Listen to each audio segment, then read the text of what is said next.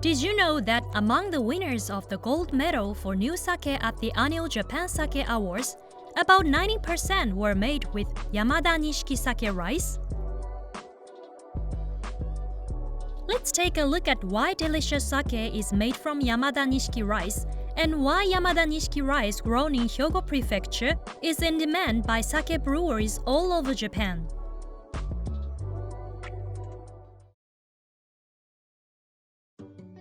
Yamada Nishiki was born in 1936. Hyogo Prefecture developed it as rice for sake brewing. Including this Yamada Nishiki, Hyogo Prefecture is ranked number 1 in Japan for sake rice production. Hyogo's unique soil and climate were the secrets of its production. Kita Harima area in Hyogo, where Yamada Nishiki has been traditionally produced, has unique alternating layers of clay and sand, and the clay soil is characterized by rich minerals and good accumulation of soil nutrients. Moreover, while the climate is mild, with many sunny days throughout the year, the valleys and terraces where the rice fields are located are to be found in mountainous regions at elevations of 50 to 150 meters above sea level. Therefore, it is ideal for growing rice due to the large differences in temperature between day and night. It would not be an exaggeration to say that Yamada Nishiki was destined to be born in Hyogo. Yamada Nishiki has developed into the best raw material rice ordered by sake breweries around Japan due to the commitment of the rice producers in projects such as the dedicated improvement of the soil. Yamada Nishiki is inseparably linked to Nadagogo. This is an area between Kobe and Nishinomiya where many sake breweries are located. It has been an outstanding area for producing sake in Japan since long ago. Besides the availability of good quality sake rice, including Yamada Nishiki, there are other reasons why Hyogo Prefecture is a perfect location for sake production. One factor is water, an essential for producing sake. This area has a spring called Miyamizu. The spring features high mineral content and low concentration of iron, which can tend to impair the aroma of sake. In addition, there are other reasons why this area has developed as a sake production location. For example, a cold wind called Rokko Oroshi blows during the sake brewing season in winter, and fermentation progresses slowly due to the low temperatures, resulting in stable sake production. Furthermore, Tamba Toji, one of Japan's 3 major sake brewing guilds, was responsible for producing sake. In this way, Nadagogo has been developed as a sake brewery spot. Let's take a look at how sake is produced from Yamada Nishiki at Sakura Masamune, who has been producing sake for about 400 years there.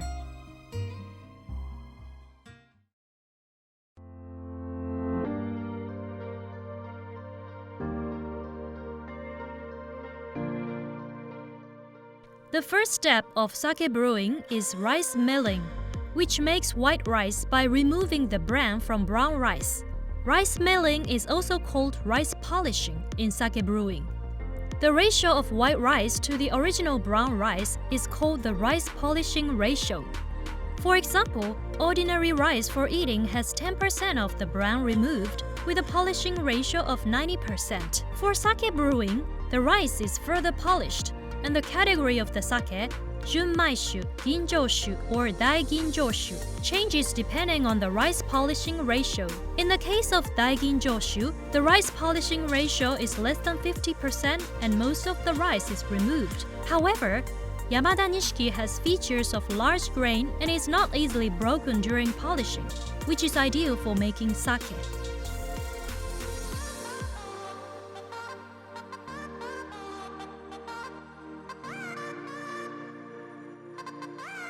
After polishing the rice, it is washed with water to remove the bran.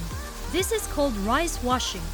After washing the rice, the process of soaking the rice in water is called soaking, for absorbing the appropriate amount of water.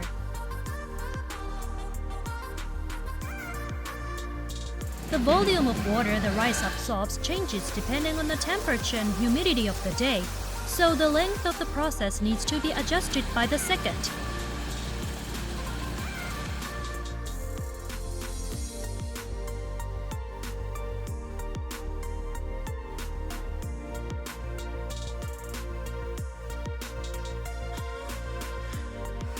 Then the rice is steamed in a steamer to make steamed rice. Rice for eating is boiled, but steamed rice is used for sake brewing. For koji malt making, shubo yeast making, and moromi unrefined sake making, fine adjustments are conducted at each suitable temperature.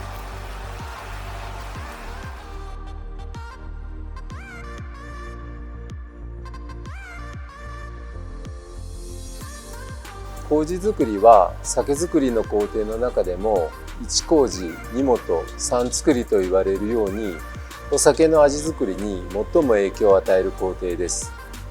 一つの麹の製造には48から60時間を要しますが、その間一瞬たりとも目の離せない作業が続きます。添えの麹から始まり、中留めの麹とその作業は約5日間続き、体力的にかなり厳しいものとなります。経験と勘を必要とする場面が多く、一人前になるまで長い期間を要しますので、なるべく数値化して短い期間で共有の技術となるよう努めています。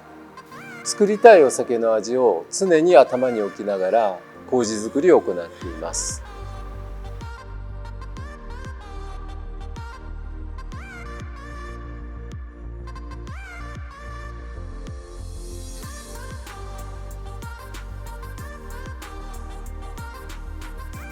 Shubo making is important for sake brewing. After adding yeast to water, rice, malt, and steamed rice, the shubo, also called moto, origin, as the source of the sake, works to increase the yeast.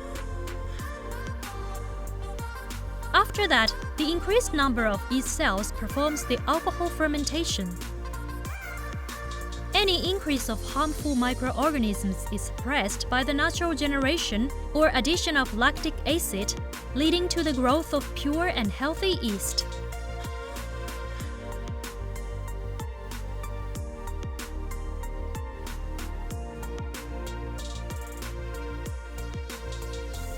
The steamed rice, rice malt, water, and shubo are put into the fermentation tank.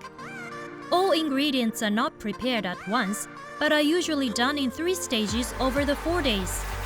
This is called 3-stage preparation.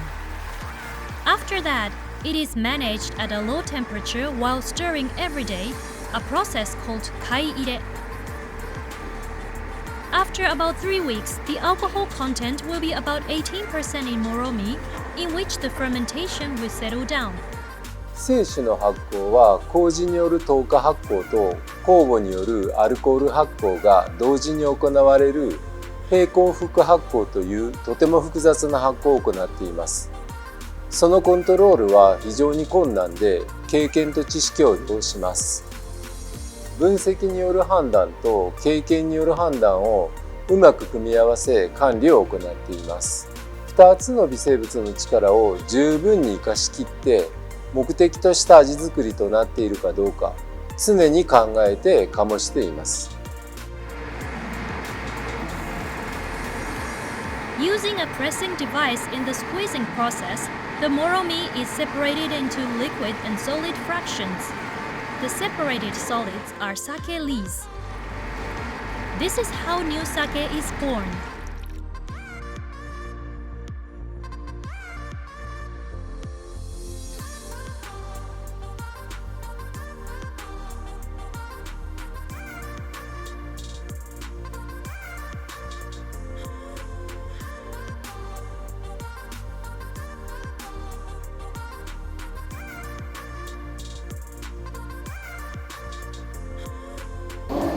New sake is generally treated by heating up to 60 to 70 degrees Celsius, a process called hiire. Hiire aims to sterilize microorganisms and stop enzymatic function. After hide is complete, the sake is cooled off in cold water, stored for a while, and then shipped.